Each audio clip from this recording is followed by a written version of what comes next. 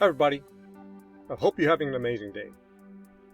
I'm going to be talking about how each of us tend to see things differently. You see, each of us has our own set of experiences and learnings and so forth. A lot of us across the board, we come from different cultures. We tend to see things differently. Now here's the thing. It's all in our mind. Yeah, it's all in our mind. And I'm going to tell you why. There's this process called predictive coding or predictive processing. And what that is that our brains tries to predict the future based on past experiences, past evidence, past knowledge, and so forth.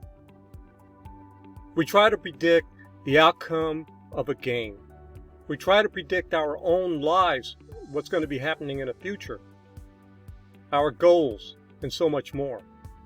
We imagine what it's going to be like. So what we do, we create a story of the future, and we take stuff from the past in order to do that. Not what is currently real in the present, it's in the past, which is interesting because we think we're moving forward into the future in a lot of ways, yet we tend to go back into the past quite a bit. We're always doing that. Every single person, I don't care who it is. In essence, that's the way our brain works.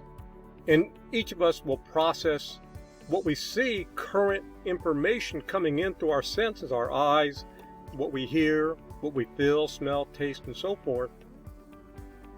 And we process it based on what happened in the past to us. That's one of the reasons getting a lot of different experiences throughout one's life instead of just one thing helps a lot. We create new models, or what are known as mental models. And so when we come across something that's similar to something that's happened to us in the past, we will apply that mental model to that situation. And it's always changing.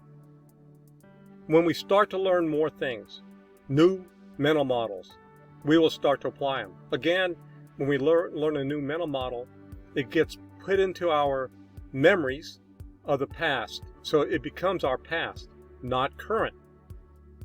So we'll bring it forward, so our memories will bring forward into working memory. And we'll start to use that, and we'll put all these different things together, kind of like a puzzle, to make that prediction, to make that new story, and so forth. And a lot of times, we're going to lie to ourselves, because that's just the way our brain does. We don't even know it. We, in essence, hallucinate what we see in front of us, what we predict into the future. We are constantly hallucinating and dreaming and so forth. Again, just like when you're asleep, your brain is trying to construct stuff and it creates those dreams. We do the same thing when we're awake as well.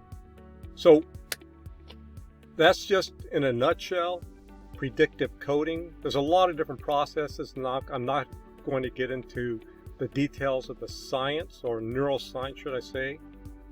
Just a lot of researchers that say this is where our brain tends to do things, including our emotions and so forth.